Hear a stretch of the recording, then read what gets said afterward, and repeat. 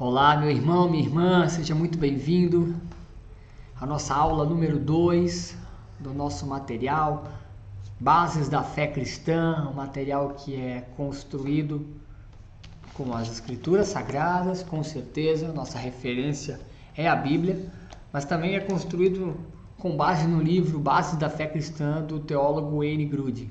Então, se você está conhecendo está chegando hoje e vendo a primeira aula, não esquece de clicar no link anterior, que é da aula passada, de semana passada, que você vai poder conhecer então um pouco desse nosso material. Antes de iniciar, quero me apresentar. Meu nome é Rômulo, sou cooperador e colaborador do Ministério Evangelístico Família Mensageiros. A gente tem um trabalho de evangelização em comunidades periféricas e a gente tem também entendido que nós somos cooperadores dessa obra majestosa do Espírito Santo aqui no nosso plano físico, né? Então, o que a gente tem proposto para essa nossa aula? É a gente poder entender melhor as bases teológicas que formam as doutrinas essenciais da fé cristã. Nós temos entendido e percebido que há um analfabetismo bíblico por 3 motivos. Primeiro, porque as pessoas, infelizmente, não têm prazer pela leitura, não só a leitura bíblica, mas elas não têm prazer pela leitura. A leitura está ficando cada vez mais distante da nossa realidade pelas facilidades tecnológicas. Segundo, há pouco incentivo pastoral à leitura. Infelizmente, nós deveríamos formar pastores nas nossas faculdades de teologia que tenham desejo de ler, que tenham prazer na leitura e que formem também e estimulem os seus discípulos a fazer a leitura. E o terceiro ponto, né, que a gente entende que é ainda mais importante nessa dificuldade de aprendizado bíblico, há uma luta entre a carne e o espírito para que a gente não tenha acesso às escrituras, né? Essa militância da carne contra o espírito, ela nos impede de termos prazer na leitura. Então a gente está focando o nosso estudo pautado nessa necessidade de capacitar essa nova geração. Eu faço parte dessa nova geração, sou jovem ainda e entendi que o Senhor me chamou também para isso. Esse é o vídeo número 2, está sendo gravado hoje, dia 12/7, agora é 5h50 da tarde. Essa aula aconteceu no dia 10/7, às 21 horas. Por que eu estou gravando de novo? Porque deu um probleminha com o encoder de áudio e quando a gente foi regravar aqui, foi ver a aula como tinha ficado para colocar ela ao vivo para as pessoas, para colocarem ela no YouTube para as pessoas poderem acompanhar, a gente percebeu que não estava, o áudio não tinha saído, só tinha ficado a imagem. Então estou regravando essa aula agora, quarta-feira, que você possa acessar esse conteúdo e se alegrar, ok? Queria que a gente pudesse, então, antes de iniciar a nossa temática dessa noite, a gente pudesse novamente voltar para um momento de oração, para a gente ter essa conexão com o Senhor. Papai, nós queremos te louvar e te agradecer, Senhor, pela oportunidade que a gente tem nesse momento de poder acessar, Senhor, esse conteúdo, de poder acessar a Tua palavra, Senhor. A Tua boa e perfeita palavra, Senhor. Por intermédio da Tua palavra, tudo que existe veio a existir, Senhor. Nós entendemos que Tu nos deixou, Senhor, a referência de quem Tu és, Senhor. A Tua revelação, Senhor, está aqui, Senhor. Tu instruiu homens, Tu inspirou homens a escrever a Tua palavra, Senhor. Nós estamos aqui nessa noite, Pai, com o nosso coração jubilante, alegre, Senhor, de poder ter esse privilégio nas nossas mãos, de poder viver num momento da história onde nós temos a possibilidade e a liberdade de aprendermos mais de Ti pela Tua palavra. Nós pedimos que Teu Espírito venha trazer discernimento, crescimento ao nosso coração, venha trazer conhecimento à nossa vida, Senhor. Que Tu possa, Pai, nos instigar, Senhor, que o Teu Espírito possa nos instigar a desejar mais de Ti, a desejar mais conhecimento, mergulhar mais nas Escrituras, estar mais tempo contigo, buscar mais a Tua palavra e a Tua face, Pai. É o que Te pedimos no nome do nosso Senhor Jesus Cristo. Amém. Então, meus irmãos, para você entender um pouco desse nosso material, né? A gente iniciou as nossas atividades a semana passada com esse tema, né? Aqui até botei a imagem da Família Mensageiros apresentando, né? Bases da Fé Cristã. Esse livro é um livro de um teólogo muito importante no meu ponto humilde de vista, né? O Wayne Grudem, ele é uma das referências em teologia. E ele construiu esse material pautado, então, no ensino acadêmico e nos anos pastorais dele. A aula passada, a gente começou a trabalhar, então, sobre a origem desse livro, né? Esse livro tão famoso, né? A Bíblia, da onde é que surgiu, né? não caiu do céu, né? A gente entendeu que a Bíblia ela não foi assim, um dia alguém desejou e a Bíblia apareceu. Não veio do céu, do nada, ó, Deus, peguem aqui e façam e obedeçam. Não aconteceu assim. Teve um processo muito delicado, complexo, que usou várias ferramentas e várias pessoas. A gente entendeu isso semana passada e aí a gente começou a trabalhar essa temática. Então na aula passada a gente falou um pouco sobre a autoria, a gente falou sobre os idiomas, como foi construída, a duração, o cânon do Antigo Testamento. Vou só dar uma repassada para você que não teve com a gente na aula passada. A gente pegou essa direção. Então a gente começou a entender que esse livro não é um livro simples, um livro qualquer, né?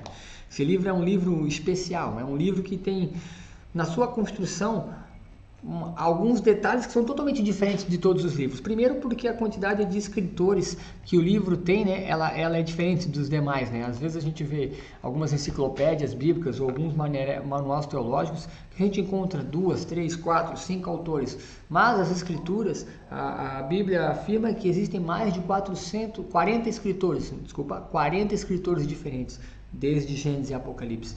E eles não são só escritores diferentes, são pessoas que viveram também num tempo diferente, né? Eles viveram num tempo diferente. Esse livro ele foi escrito em 3 continentes diferentes, né? Alguns fragmentos foi escrito num momento onde eles estavam no continente africano, antes de atravessar ali o Mar Mediterrâneo, antes de atravessar o Mar Vermelho, né? No continente africano. Também teve um momento que foi construída na Ásia Menor, onde hoje é o Oriente Médio, e algumas cartas de Paulo, elas foram escritas já no continente europeu. Os 2 maiores escritores, então, vão ser esses proeminentes, né, do Antigo Testamento, Moisés, que teve o privilégio de construir a Torá, né, de escrever a Torá, o Pentateuco, né, o nosso Pentateuco, os 5 primeiros livros da Bíblia Sagrada. Esses 5 primeiros livros eles são reconhecidos tanto pelo cristianismo quanto pelo judaísmo. E no Novo Testamento, o expoente, o escritor com maior recurso, né, podemos dizer, o escritor que mais teve escritos foi o apóstolo Paulo, né? Escreveu algumas cartas. A gente vai dar, eu acho, uma pincelada maior sobre isso nessa aula aqui. O que a gente também pode entender já pautado nesse primeiro conteúdo aqui é os idiomas, né? A nossa palavra, a palavra de Deus, a nossa Bíblia, ela foi construída então também em 3 idiomas diferentes. Ela foi escrita no hebraico original, né? Os escritos foram construídos no hebraico. Na sequência, depois do cativeiro babilônico, teve uma experiência então com os persas ali, eles adquiriram então o idioma aramaico. Então alguns fragmentos do Antigo Testamento, Jeremias, Daniel, alguns fragmentos foram escritos então em aramaico. E a gente tem um Novo Testamento escrito todo em grego koiné, né? O grego se torna ali, depois da ascensão do Império Macedônio, o grego se torna a língua predominante em toda aquela região, né? O Império Helenístico, levantado por Alexandre o Grande, vai fazer com que esse grego possa ser o idioma de conversação. Assim como o idioma hoje, o inglês, ele é um idioma mesmo, quase que um idioma global. Você chega em qualquer parte do mundo e você, se tiver um bom inglês de conversação, você vai conseguir se comunicar, dificilmente não. Assim também era o grego naquele momento. Ele era um idioma meio que global dentro daquele organismo de vida, naquela sociedade que estava sendo construída. O que a gente pôde continuar então nessa primeira aula? A gente pôde olhar o material com que foi utilizado, né? Um material que começou bem assim, bem rudimentar, através de pedra, de cisel, aquele material esculpido mesmo à mão. Depois esse material ele foi evoluindo para essa direção de papiros egípcios, né? Os papiros, né, feito com taipa, feito com junco, eles eram amassados, eles eram trançados, eles eram esmagados, eles viravam tipo uma folha de papel. E ali também nesse contexto surgem então os primeiros vocabulários, né? As primeiras palavras, as primeiras letras que não eram letras, né? Era um alfabeto cuneiforme, então eram cunhas, em formato de cunhas. E posteriormente a gente vai ver também que outra herança então desse momento onde Esdras, os demais judeus, eles estão no cativeiro, é o conhecimento da escrita então no material de couro, né? O couro, a pele do animal, então ela começa a ser também utilizada para ser como se fosse um papel de hoje, né? É muito interessante essa construção desse material, porque o que para nós é muito simples, né? Hoje a gente tem uma impressora, vai ali, bate uma xerox, né? Bota a Bíblia ali, bate uma xerox da página que a gente quer. Naquela época não era assim, né? O material era bem rudimentar e era bem difícil de se conseguir. Por isso que era muito valorizado também, né? Um dos fatores de ser muito valorizado era a dificuldade de se construir. Falamos um pouco dos idiomas, né? Como eles surgiram. Falamos também na aula passada de alguns detalhes específicos, né? De cada segmento, por exemplo, o hebraico, que se escreve de trás para frente. E aí falamos um pouco de uma teoria histórica, né? Onde Moisés, quando vê Deus escrevendo a tábua, Deus está escrevendo a tábua e Moisés olha do outro lado, ele está olhando para a tábua, mas de costas, porque a mão de Deus está na frente. Então, ele começa a ser escrito na visão de Moisés, de trás para frente. Assim que Moisés, então, vai começar a escrever o hebraico, ele vai escrever de trás para frente. O alfabeto hebraico, então, ele não tem vogais e ele é escrito de trás para frente. São alguns detalhes. Falamos sobre isso também com bastante propriedade. Conversamos um pouco sobre a canonicidade, aonde, então, os livros, como foi esse processo, quem foram os responsáveis por fazer as cópias, a dificuldade do processo da cópia, algo que era bem específico daquele momento. Finalizamos com os critérios do cânon, né? Por que alguns livros foram considerados livros inspirados por Deus e outros não. Olhamos ali também um pouco superficialmente, hoje vamos usar mais a fundo sobre essa divisão testamentária, o que era o Antigo Testamento, o que é o Novo Testamento. E hoje a gente vai parar daqui então. A gente vai iniciar essa nossa fala desse novo momento, né? A gente conseguiu entender então ali como é que a Bíblia surge, qual foi o contexto social que ela surgiu, como foi que ela se organizou, como foi que ela veio até nós, né? A gente está aqui em 2023, né? A gente tem hoje uma infinidade de traduções. A gente pode pegar um smartphone, e num smartphone você pode encontrar ali uma centena de traduções. Tem um programa, um software para computador, o Logos Bible, né? É um programa inglês. Ele te dá centenas de idiomas, quase todos os idiomas. Ele te traz a tradução da Bíblia nesse idioma. A gente vai entender também um pouco isso. 6 horas, ó, tocando o sino da luterana aqui ao lado, né? Glória a Deus por Martim Lutero e os reformadores, porque eles fizeram com que a Bíblia também pudesse chegar até nós, né? A invenção ali de Gutenberg, a prensa de Gutenberg, e então a revolta, né? Não revolta, mas a revolução que o protesto de Martim Lutero, né, contra as heresias do sistema doutrinário religioso da época, que era o católico apostólico romano, ela teve um impacto, né? A gente chegou até aqui só para abrir uma brecha por causa desse sino, né? Para a gente poder também aproveitar esse gancho. Então, o que a gente vai fazer hoje? Hoje a gente vai partir para um novo ponto de material. Hoje a gente vai trabalhar uma nova direção. A gente vai falar um pouco sobre a autoridade da Bíblia, né? O que a Bíblia afirma ser, como é que isso foi construído, como é que foi construído o Novo Testamento, quem deu crédito a isso, né? Uma das coisas que a gente precisa entender de cara, né? Não foi o homem que decidiu, quem que decidiu quais livros eram santos e quais não eram. Quem decidiu foi o Espírito Santo. O homem apenas reconheceu a autoridade de Deus nas palavras. A gente precisa entender isso, né? A Bíblia é um livro de revelação. Revelação de quem? De Deus. É a autoridade de Deus manifesta nesse livro.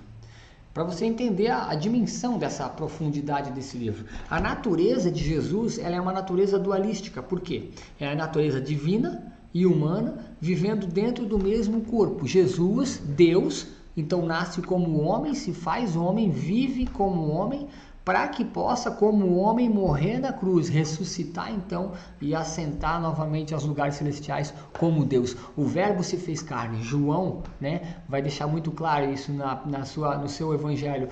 No princípio ele era o Verbo estava com Deus, o Verbo era Deus. Tudo que existia por intermédio dele. E o Verbo passou a habitar no meio de homens. O Verbo se fez carne e veio habitar no nosso meio.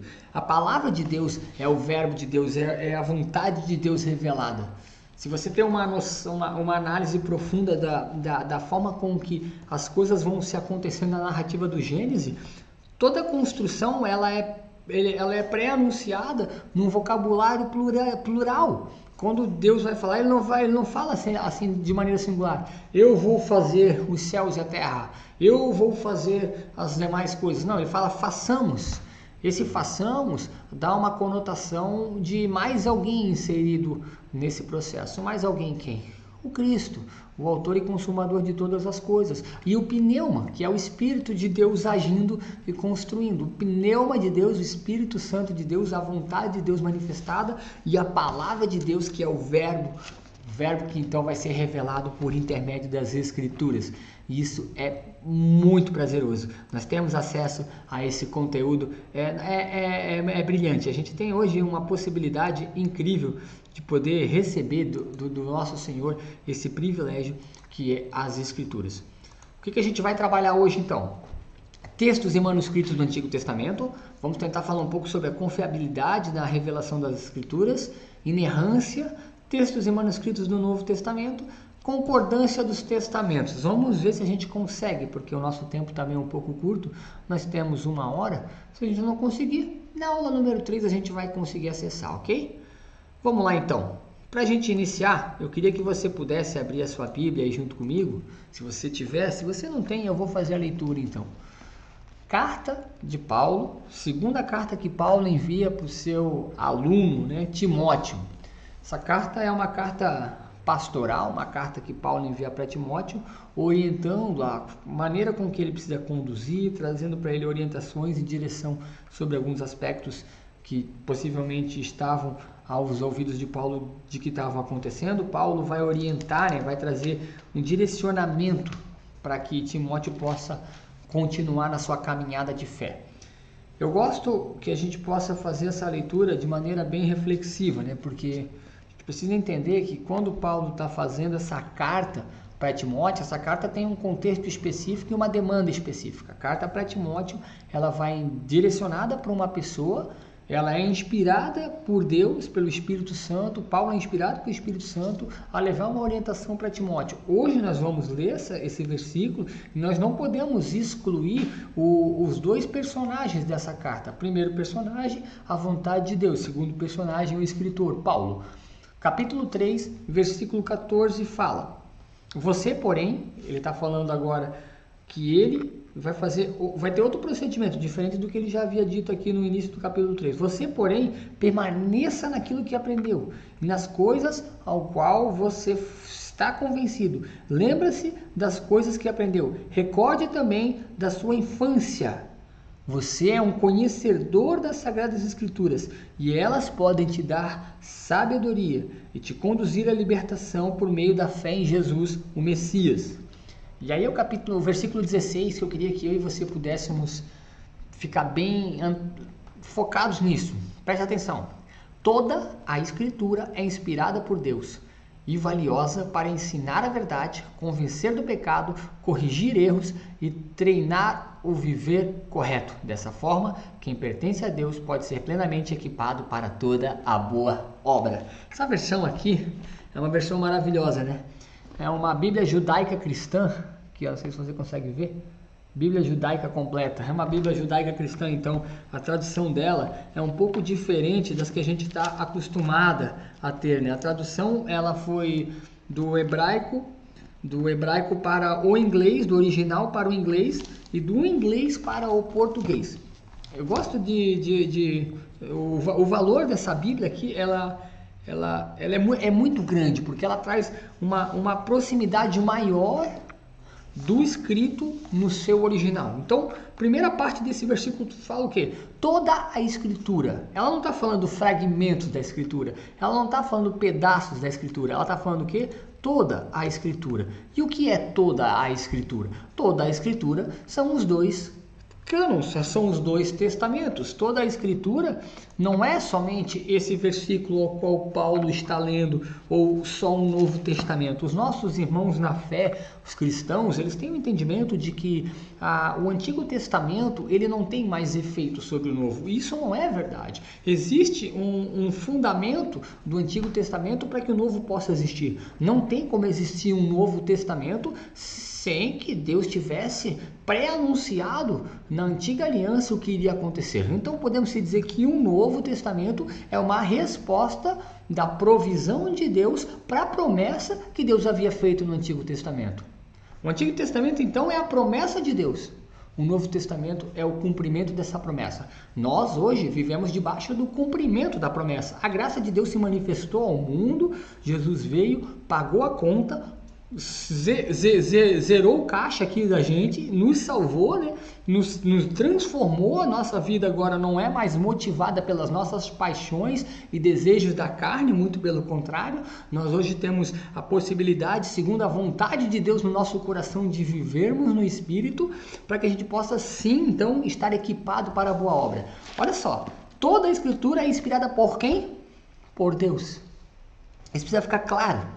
Esse livro aqui, semelhante à natureza de Cristo, dualista, é um livro escrito por duas mãos. A mão divina, Deus revelando a sua vontade ao coração do ser humano, que vai então ser o autor da escrita. Mas as palavras, elas não vêm do coração do homem. O homem escreve as palavras do coração de Deus. Ele usa, sim, o seu idioma, as suas influências, ele usa as coisas que estão acontecendo no seu contexto, ele usa a sua visão de observador daquilo que ele recebe do Espírito Santo. Ele recebe de Deus uma palavra e ele usa então a sua visão de observador, de escritor, para nos anunciar. 4 coisas esse versículo aqui nos aponta que as Escrituras podem fazer. Primeiro, nos ensinar a verdade. Quem é a verdade? João 8,32. E conhecerão a verdade, e a verdade vos libertará. Jesus disse: eu sou o caminho, a verdade e a vida. As Escrituras são a única condição e condução para que o homem possa entender e para que o homem possa receber a revelação da sua natureza pecadora e da vontade de Deus de salvar o homem por intermédio da remissão de pecados no sacrifício de Cristo.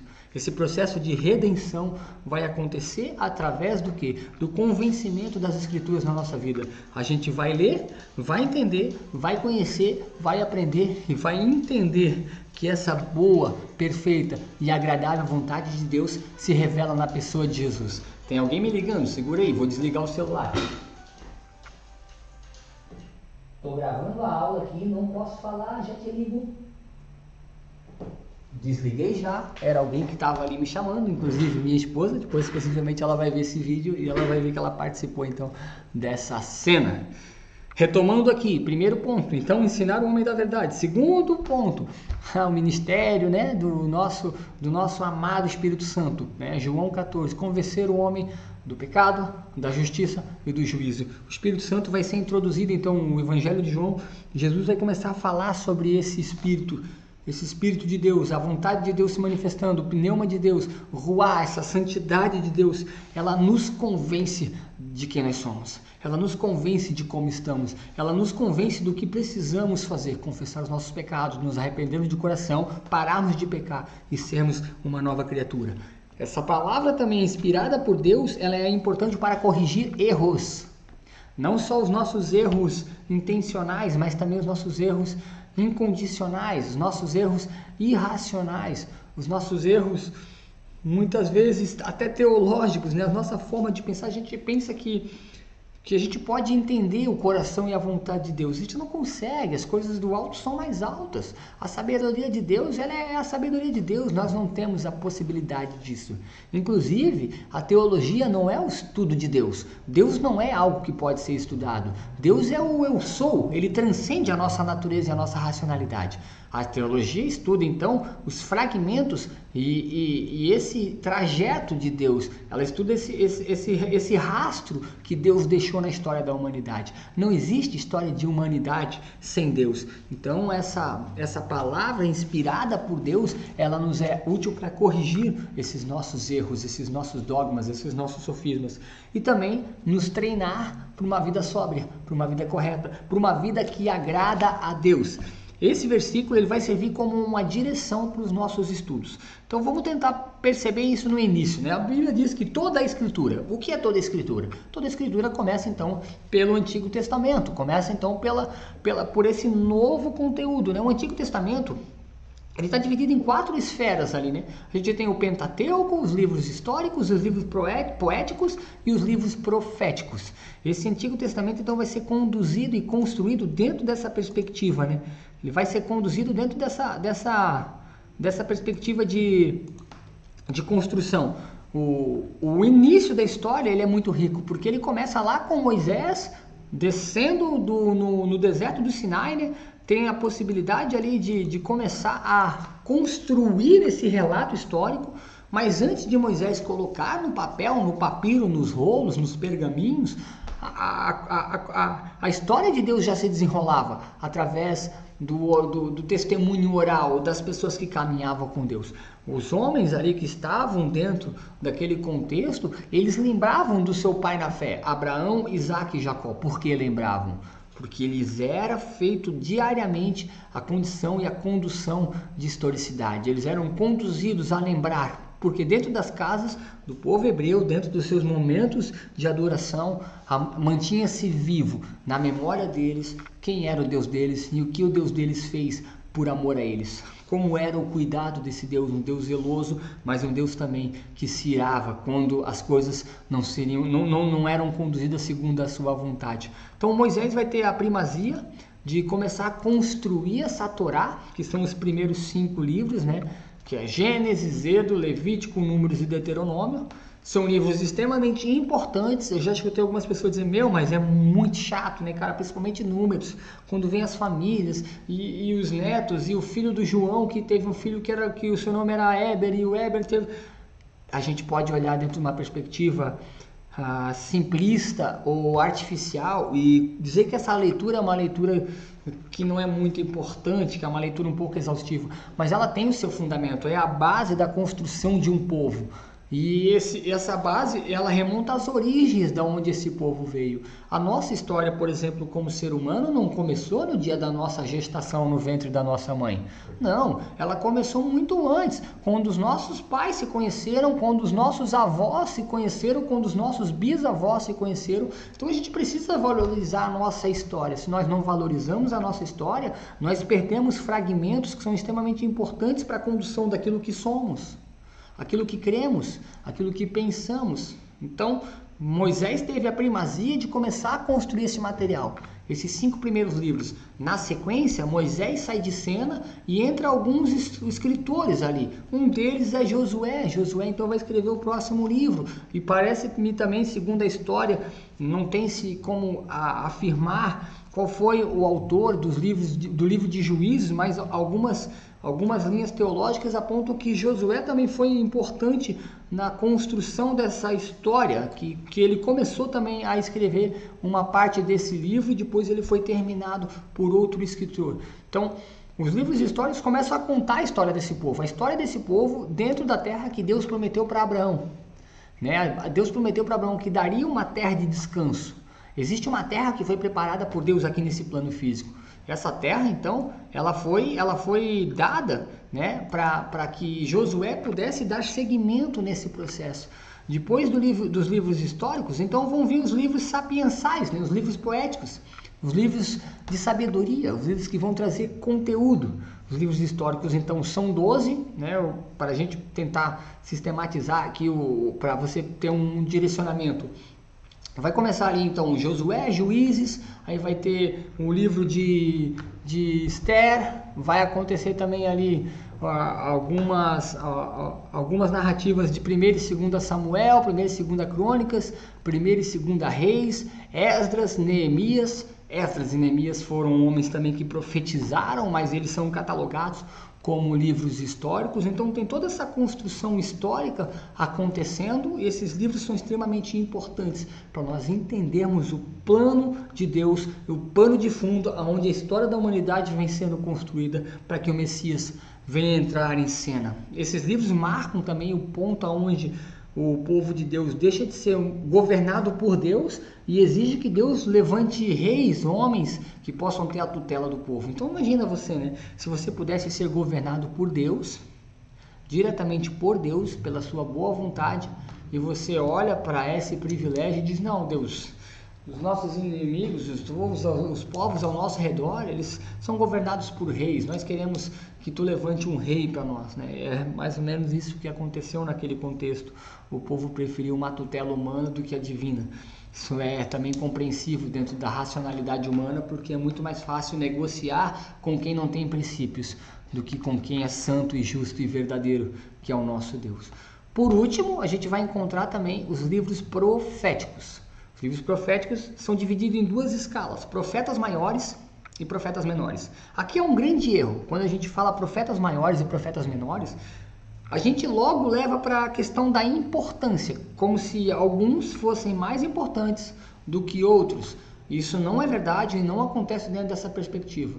Profetas maiores e profetas menores está direcionado à relação de extensão de livro, de conteúdo, a extensão de conteúdo, quanto material cada conteúdo escreveu. Então, os profetas maiores são aqueles livros que têm mais capítulos, que tem mais construção de capítulos e, por sinal, também esses capítulos eles têm mais importância, esse material tem mais importância dentro da questão judaica, ao qual Deus havia levantado esses profetas para ser voz de Deus tanto para o seu tempo presente, revelando também o porquê do passado, mas preparando também para os acontecimentos futuros. Os profetas maiores então são os 5, eles aparecem depois de Cantares de Salomão, né? E depois vai ter os profetas menores. Os profetas menores, como eu falei, não significa que eles são menos importantes no seu contexto. Não, eles não são menos importantes. Eles são muito importantes, mas eles são menores por essa situação, por serem livros mais curtos.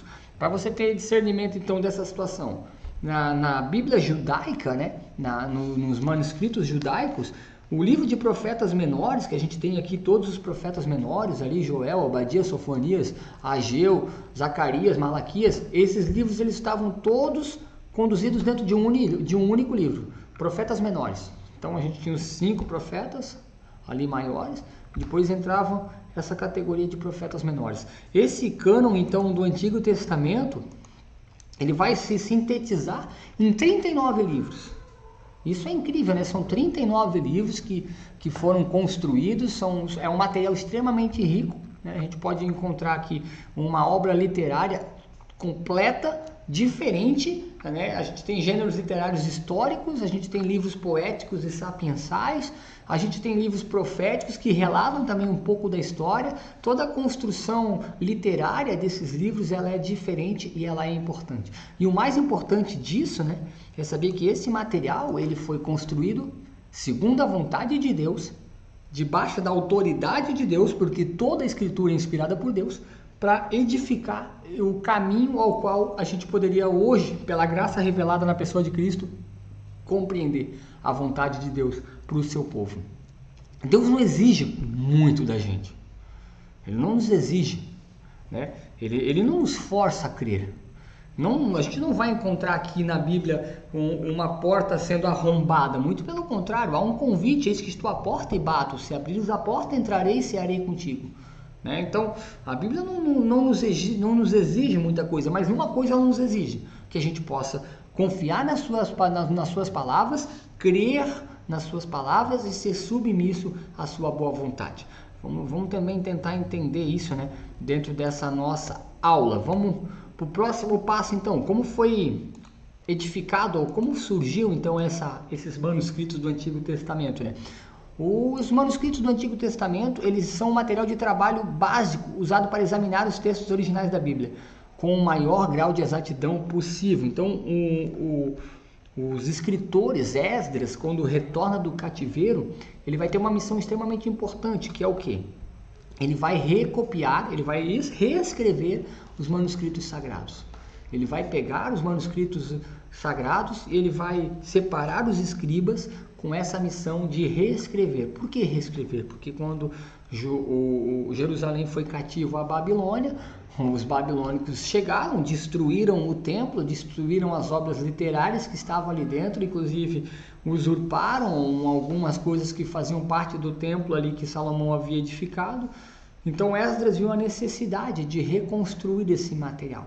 Esse material então foi reconstruído em hebraico e foi reconstruído alguns fragmentos desse material já vindo de dentro desse exílio em aramaico.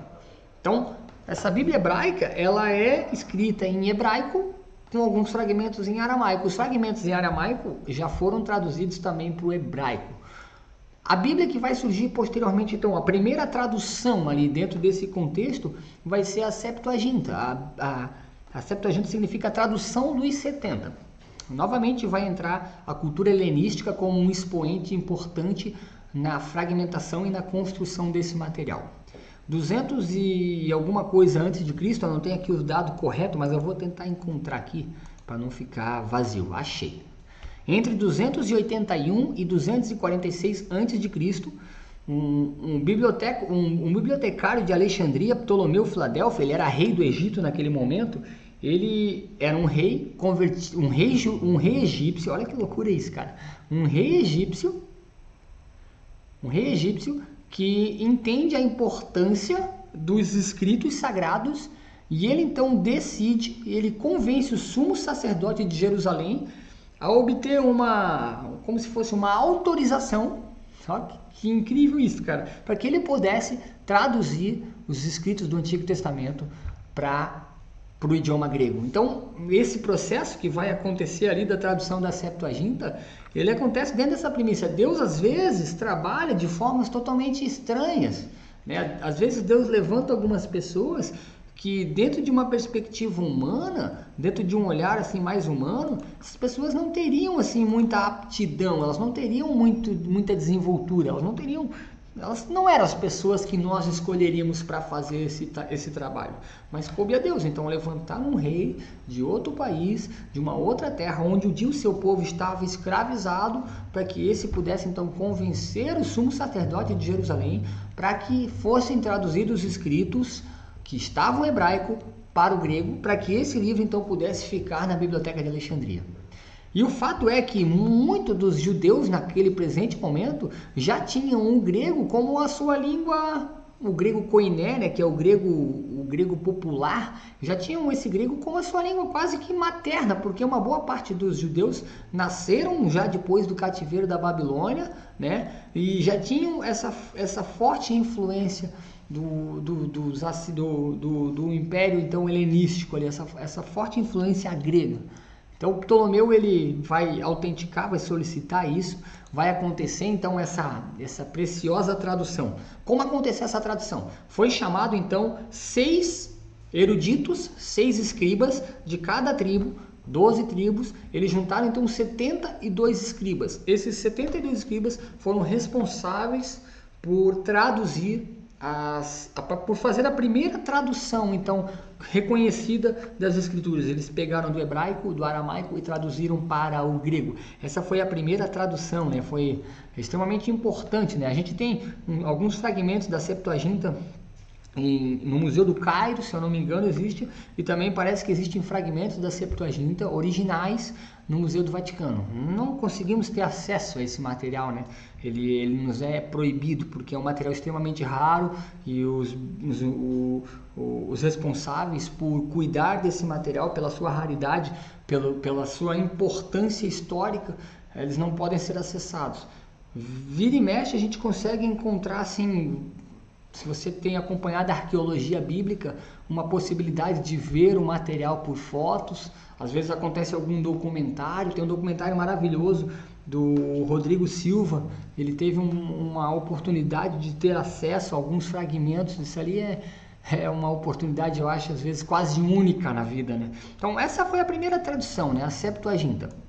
O que aconteceu? Dentro com essa tradução para o grego e com essa cultura helenística e com todo esse processo então de material sendo construído, essa cultura helenística ela acrescentou em muito, ela trouxe racionalidade, né? A filosofia nasce nesse projeto e nesse processo grego cultural, né? O questionamento. Isso fez com que começou-se a se surgir muitos materiais teológicos, muita literatura parecida com os escritos sagrados, muita literatura que dava crédito como se fosse, que buscava crédito como se fosse literatura sagrada, mas não era. Então acontece um concílio chamado Concílio de Jamnia, importante concílio também, né? O Concílio de Jamnia, ele vai acontecer dentro de uma premissa judaica para que os judeus pudessem restabelecer novamente uma ordem, uma ordenança, porque, como eu falei, havia vários livros que queriam a envergadura de serem livros inspirados, que queriam ter a autoridade de serem livros inspirados. Então, em 98, quase 100 depois de Cristo, o concílio vai acontecer. Nesse momento, o que acontece com essa cultura judaica? Ela está extremamente desgastada, porque em 66, 67 depois de Cristo acontece uma rebelião, os romanos tomam Jerusalém, havia um movimento ali que tentou retomar Jerusalém, que tentou expulsar os romanos dali, então veio uma legião romana e teve um processo bem desgastante. O templo novamente foi colocado ao chão, foi queimado e destruído. Todas as obras literárias foram destruídas, alguma coisa foi salvo, mas não muito daquilo que era original e daquilo que era original também da época da Septuaginta.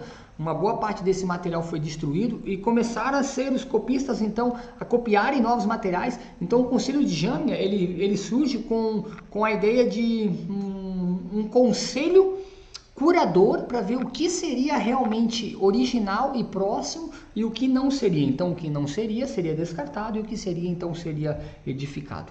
Naquele conselho, então, foi batido novamente o martelo sobre a autenticidade do cânon, os 39 livros que a gente tem hoje no Antigo Testamento da Bíblia Judaica Cristã. Eles são os mesmos 39 livros da Bíblia Judaica. Isso é extremamente rico para nós, né?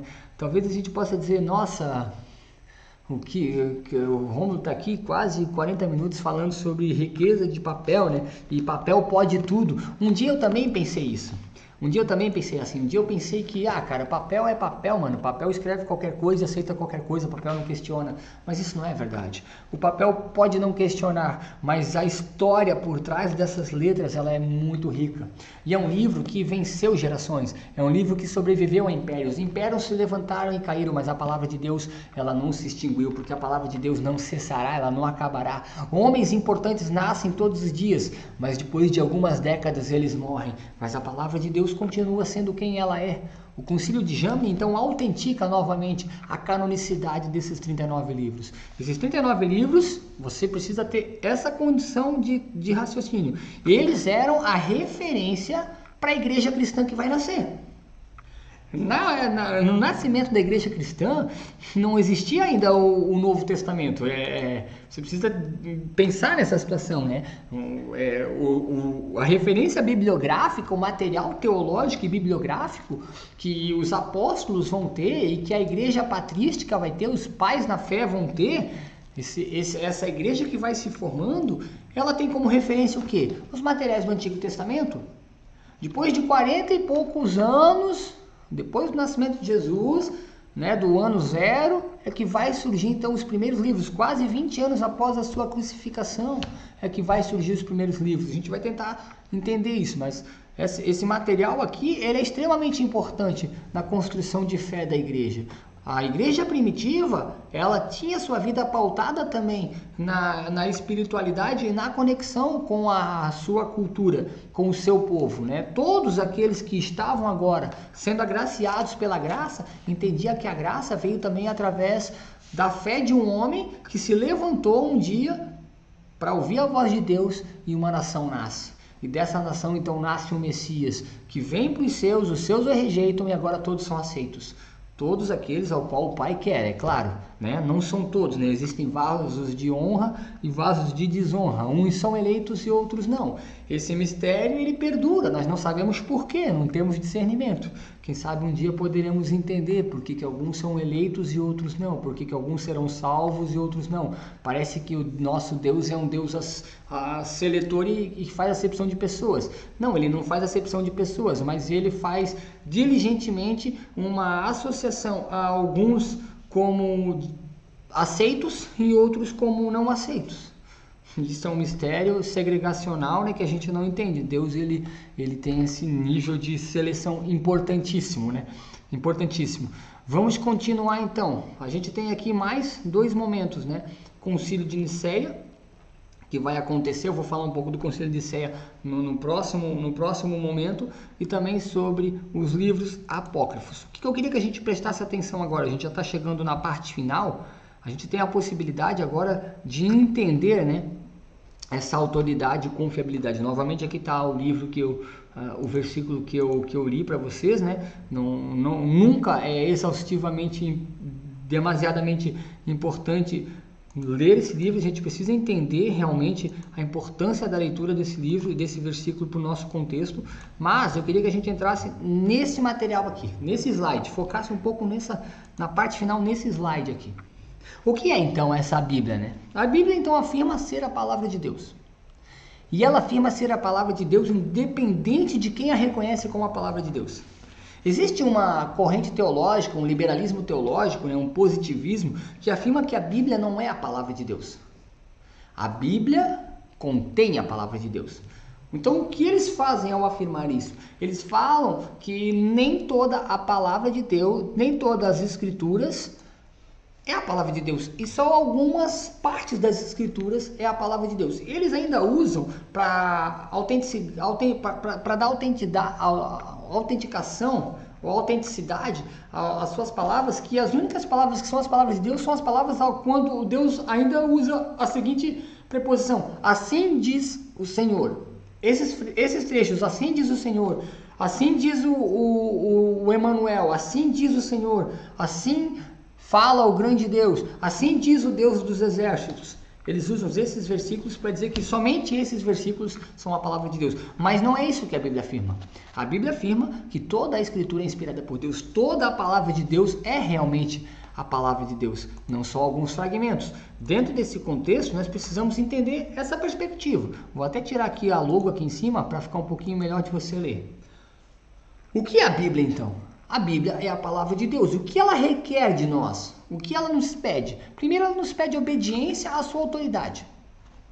Querido, deixa eu te olhar bem aqui olha bem aqui para mim, mano. Se Deus é autoridade na sua vida, a autoridade está pautada na palavra de Deus. E a gente não tem como negociar os princípios de Deus e a vontade de Deus. A gente não tem como pegar a Bíblia e moldar ela segundo os nossos interesses. Não, ela não é um livro para ser lido isoladamente. Ela não é um livro para ser lido um versículo e eu pegar esse versículo e aplicar na minha vida sem levar em consideração todo o contexto ao qual esse versículo está aqui argumentado.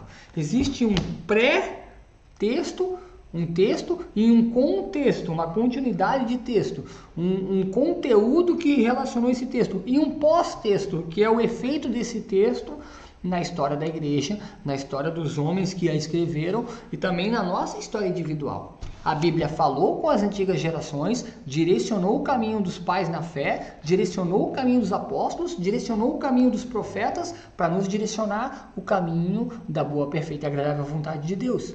Então a gente precisa obedecer a palavra de Deus. Obedecer requer o quê? Requer submissão. Eu preciso me submeter a essa palavra. Eu gosto muito de uma frase de um pensador teólogo que falou a seguinte palavra: crer é pensar, pensar é crer. Não tem como a gente crer sem pensar. Fé, então, partindo desse pressuposto, não é um sentimento, não é um sentir, é um pensar, é um entender. A fé precisa estar pautada no conhecimento, no entendimento, para que eu possa então me relacionar com a palavra. O que é a fé? A fé é a obediência. E o que é obediência? Obediência é submissão à fé, à vontade de Deus. Então a Bíblia afirma ser quem ela é, a palavra de Deus. Nós precisamos então obedecê-la, nos submeter à sua vontade para que a gente possa ter uma caminhada de fé e ser guiado por ela. Lembre-se, né, as 4 coisas que Paulo afirma que a Bíblia faz. Né? A primeira, revelar o homem à vontade de Deus. Aí você pode dizer, Romulo, mas só na Bíblia há revelação da vontade de Deus? Não. Entenda o seguinte, existem 3 revelações. Primeiro, da majestosa e grandiosa e potente sabedoria criadora de Deus. Deus criou todas as coisas, todas as coisas que existem. Todas as coisas foram criadas por Deus. Como a gente percebe que todas as coisas foram criadas por Deus? A Bíblia vai dizer em Romanos capítulo 1 que tudo aquilo que pode se ver da majestosa criação de Deus está revelado ao homem. É só a gente olhar. Olha os milhões de detalhes que cada vida tem. Se você parar para analisar o seu corpo, a perfeição, milhares de células, eu não sei se você já foi no laboratório de anatomia. Se você não teve o privilégio, vá um dia, tenha o privilégio de ver como é o nosso corpo por dentro. Os tecidos, como eles são construídos, cada tecido tem um vaso sanguíneo, cada vaso sanguíneo é irrigado por sangue. Nesse sangue contém alimento, contém amido, contém enzimas, açúcares que são importantes, sais minerais. As nossas células, milhares de milhões de células sendo nutridas o tempo inteiro. Eu estou só falando de um corpo humano. Mas vamos olhar para fora, então, se você não consegue ver evidências da perfeita criação de Deus na sua vida, na perfeição do seu corpo, você não faz nenhum esforço para os seus órgãos baterem, eles estão batendo nesse exato momento, você não pode controlar isso, você não pode dizer para o seu coração, pare de bater, coração, você não tem autoridade sobre isso. Você pode até tirar a sua vida, se suicidar, mas você não tem condição de falar para a máquina que não foi você que construiu, que foi Deus, para que ela possa parar de funcionar. Você pode quebrar a máquina, você tem autoridade para isso, mas você não consegue controlá-la. Então, beleza, eu não consigo reconhecer isso, eu vou olhar para fora.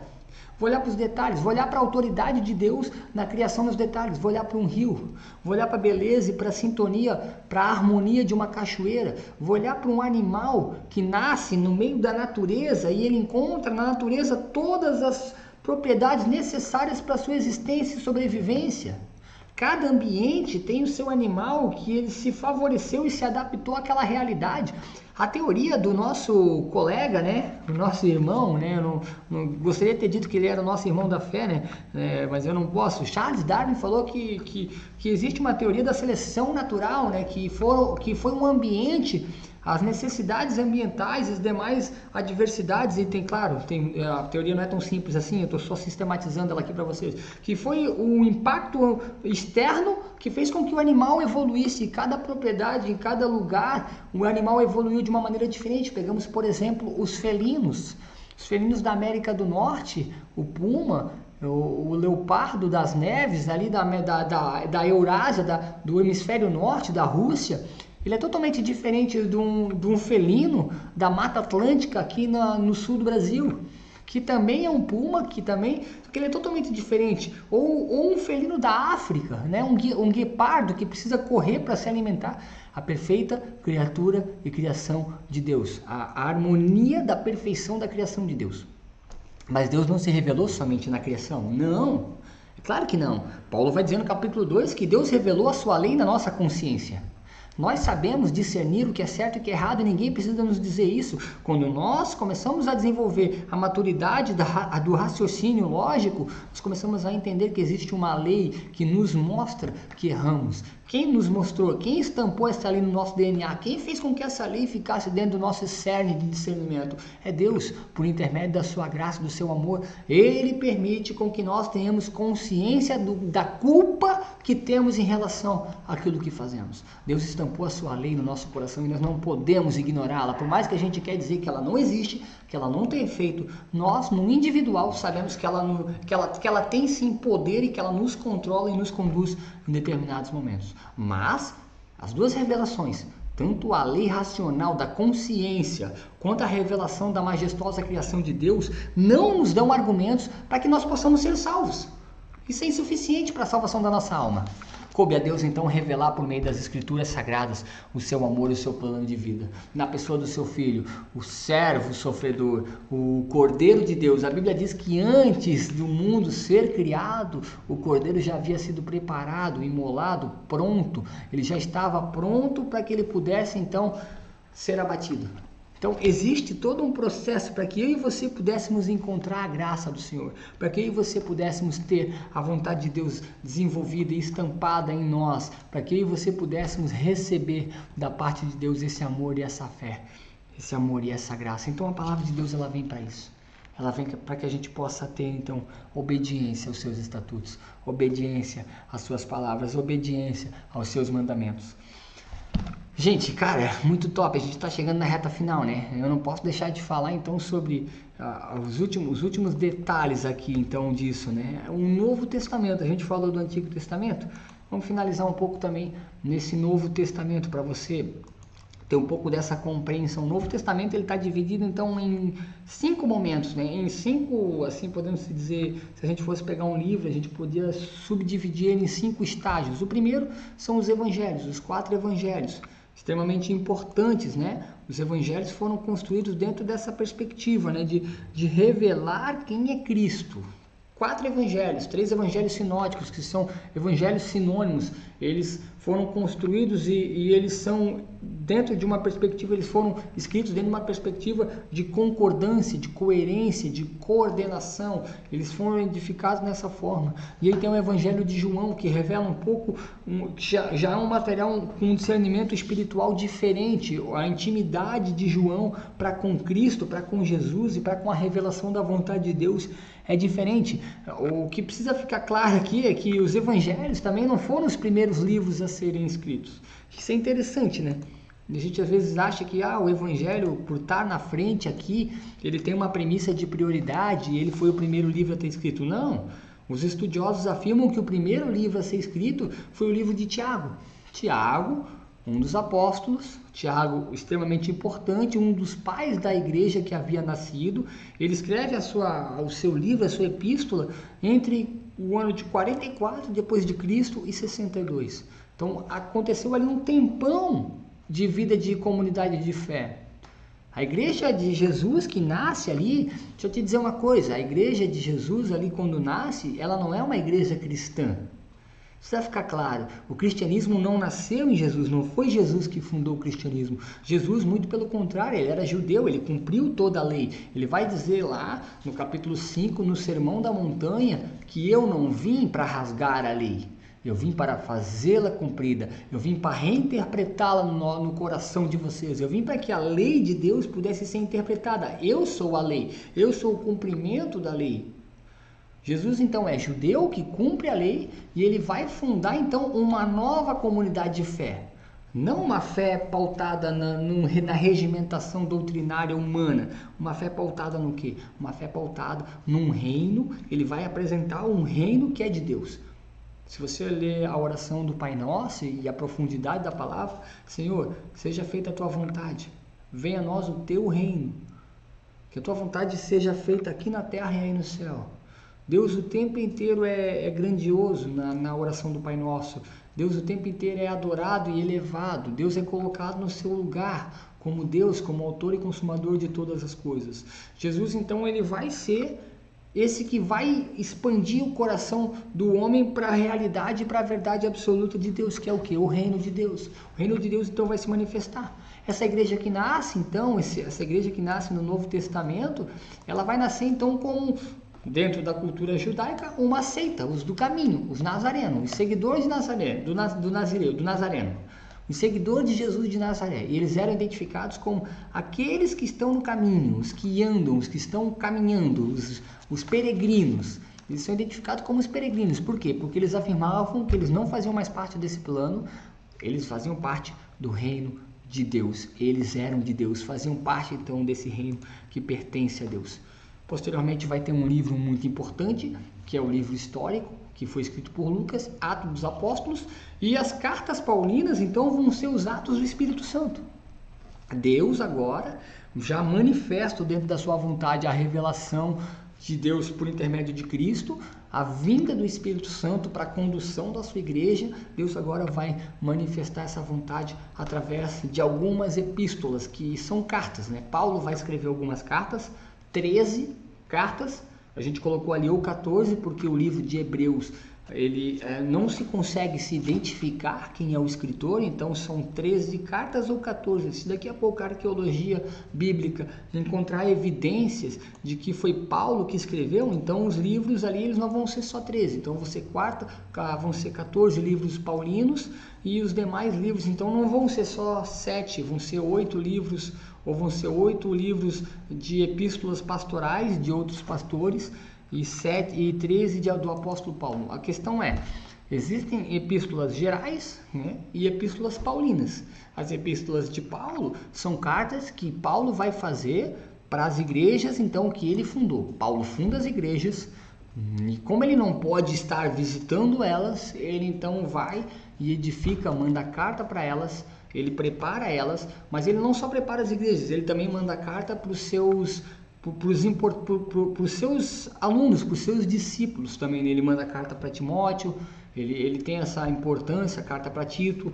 Ele também não manda só carta para os seus alunos, ele também manda uma carta enviada a Roma, o livro dos Romanos, né, que é a maior de todas as cartas paulinas, e ele prepara a sua ida para Roma. Então ele já manda uma carta antecipando quem ele é, o que ele faz e qual é o propósito da sua visita. Uma coisa que é importante também a gente olhar para o Novo Testamento é a construção histórica desse livro. Ele vai de um livro maior para o menor, seguindo a sequência, então, lá dos apóstolos, dos profetas maiores. Lembra que eu falei para você? Os profetas maiores, que tem então ali Isaías, Ezequiel, Jeremias. A mesma condição acontece aqui no Novo Testamento. Primeira carta, então, a maior de todas. Carta aos Romanos, segunda carta, 1 Coríntios, 2 Coríntios, Gálatas, depois vem Efésios, e isso segue uma lógica textual, mais conteúdo vem na frente. Não significa que o livro de Romanos ele tem maior importância ou menor importância dentro do contexto, não. Ele tem a sua importância, ele está localizado dentro dessa premissa e dessa prerrogativa. A Bíblia que eu tenho aqui, ela é totalmente diferente. A construção dessa Bíblia judaica. Eu vou fazer um vídeo para explicar como essa Bíblia ela foi conduzida e construída, né? Essa construção desse material, né? Depois do Evangelho de João aqui, né, vai acontecer o seguinte: vai vir o livro de Atos, aí termina o livro de Atos, vem a carta aos Romanos. Só que essa Bíblia aqui, ela não tem os subtítulos. Ela simplesmente é uma Bíblia que transcorre. Com que objetivo? Com o objetivo de você fazer uma leitura extensiva dela. Você não vai parar você não vai fazer só a leitura do capítulo 2 sem levar em consideração o capítulo 3. Você vai ler ela de maneira extensa, você vai fazer uma leitura extensiva do início do capítulo ao fim, para entender qual que é o contexto daquilo que Paulo quer escrever, ou qual que é o contexto daquilo que o outro dos apóstolos quer construir e escrever. E aí, por último, nós temos o último livro, que é o livro de Revelações, né? Livro de Revelações, que a gente tem por conhecimento como livro de Apocalipse. Ele foi dado ao apóstolo João dentro de uma perspectiva de Deus revelar os seus últimos atos na história da humanidade, não na história do céu, nem na história de Deus. A gente não consegue compreender aonde vai terminar a história de Deus, porque Deus é eterno e nós não somos ainda eternos, né? Nesse plano físico, nós estamos aqui com uma etapa a cumprir. A nossa alma é eterna, onde ela vai passar a eternidade é uma decisão que Deus tem para a nossa vida, e nós temos a possibilidade de aceitá-la, a decisão de caminhar com Ele. Deus decidiu nos salvar para que a nossa eternidade pudesse se passar junto com Ele, né? A gente tem a possibilidade disso acontecer. Esse é o material dessa semana. Eu acho que a gente vai terminando por aqui. Eu quero assim colocar aqui a minha incrível gratidão e alegria, né? Temos mais um slide aqui. Eu acho que eu vou finalizar com esse material, mas eu quero aqui externar a minha gratidão, a minha alegria em poder passar esse material, em poder estar nessa noite com vocês. A gente já está finalizando aqui, faltam apenas alguns minutos. A gente não vai ter hoje também as perguntas, né? Porque, como eu te falei no início do vídeo, esse vídeo está sendo gravado no dia 12, mas essa aula aconteceu no dia 10 por uma incoerência, um problema ali de comunicação entre o software e o microfone. A gente não conseguiu captar o áudio daquela aula. Mas é isso, essa foi a nossa segunda aula, então espero que você tenha gostado. Eu sei que a dinâmica de construção verbal minha aqui é bem acelerada, eu falo bastante, né?